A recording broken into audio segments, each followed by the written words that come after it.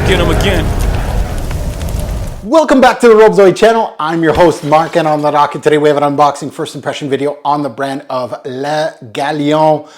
This is a first on my channel. I've never spoken about this brand at all. They have a rich history. We're going to talk a little bit about that, but this is their fragrance, just simply entitled Lily of the Valley. Now, from what I see, this brand is all about, they got reintroduced in 2020, I believe. It is a brand that has a history, right? It says here, Maison de Parfumerie fondée en 1930 à Paris.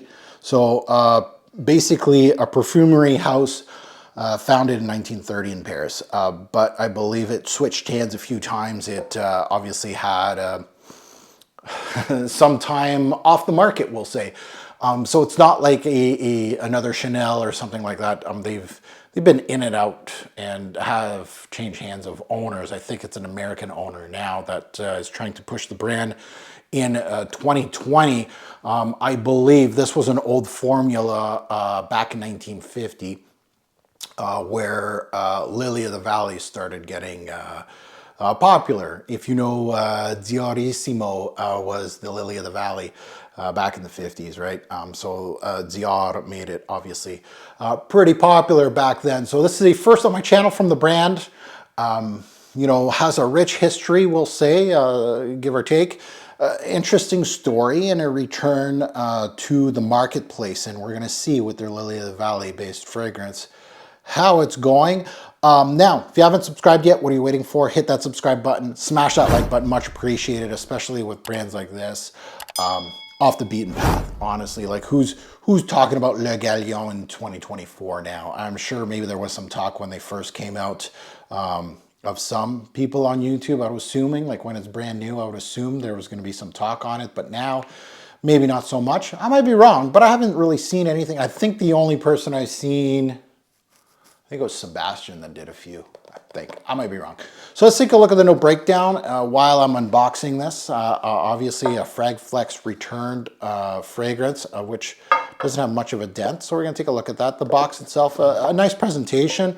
I didn't really do any research in regards to cost or anything like that, availability and stuff like that. I'm very classical look to, you can't go wrong with the, you know, the black and white. Is this a, yeah, this is a nice cap too. Really nice presentation. Reminds me of the Carolina Herrera's Confidentials a bit in regards to the look of it, like a 1980s kind of look. So let's take a look at the note breakdown. Let's see what we got here. Oh, okay. So we got an interesting note breakdown. A lot of synthetics there, but we got Rose, Indole, Lily of the Valley. So I'm thinking it's just going to be a straightforward release. So again, this is a re-release. This was released back in the 50s. Re-released now in 2020. Nose de Michel Berthier, so a nose that we know. So let's get into it. Let's smell this one and let's see if this is maybe a Lily of the Valley that's underground, that people don't talk about, but is actually pretty good. Atomizer is a thick mist. A thick mist, but doesn't go too far. Let's sniff this one. Oh, this is definitely white floral. Yeah, Lily of the Valley, centric. Yeah, simple. Yeah, there's some indoles in here. It really is what we tend to call like a soliflore in the game, which means it's just basically really pinpointing one note, which is the Lily of the Valley. This is a simple, basic Lily of the Valley. It's well done. As basic as it is, I could see somebody enjoying this because if you like it, I don't think it's the best on the market. Like, it's not a wow factor. You know, you don't see me jumping right now. But the one thing that I really like about Lily of the Valley when it does show up is that green stem accord, or that green stem-like quality, which is popping through here. There's some green, some whites as far as colors go.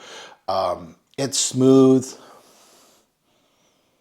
and it's musky. There's not much really to talk about. It really has a classical feel to it. It has a, I don't want to say vintage. It doesn't smell old. It smells basic.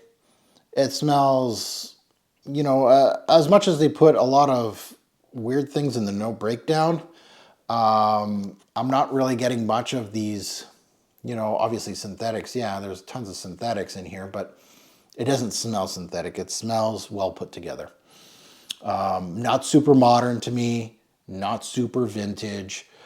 Classical, yeah, I guess that's a way of saying vintage, I guess, but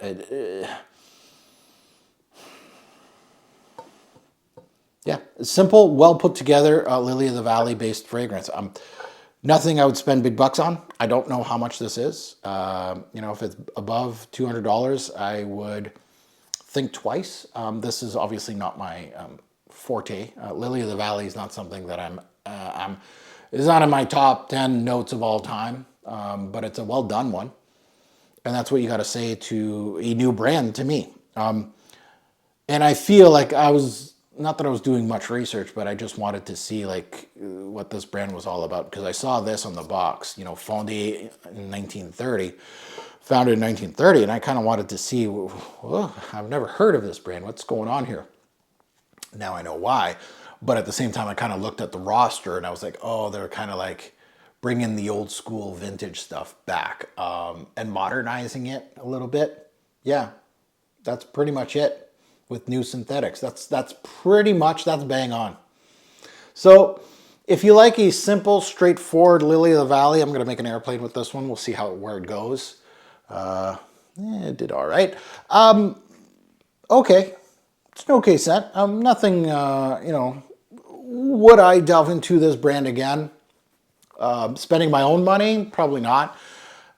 And again, I didn't do much research, but if they have like an amber or a leather or something like that, I wouldn't mind sniffing it and just see, you know, there might be a good quality there. I'm assuming they're on par as far as quality goes, which is pretty good here. Now I got this at fragflex.com, and you can too. Go check out Fragflex, and you can use my code TFG10. You get 10% off site-wide. You don't have to purchase this one. Obviously, this is a brand, and you might surprise me, but I'm assuming I'm not going to get many comments on this brand. But if you know about this brand or this particular fragrance, please share with us your thoughts, good, bad, and the ugly. You don't have to co-sign me. You can tell us what you think about the brand or this particular scent. I'm assuming there's not too many people. There's going to be a lot of crickets, but nice little discovery for me. Bottles look great, yeah. And as always, a great pour fragrance will make a lasting impression. Choose your scent wisely. Thanks for watching, YouTube. Have a good one.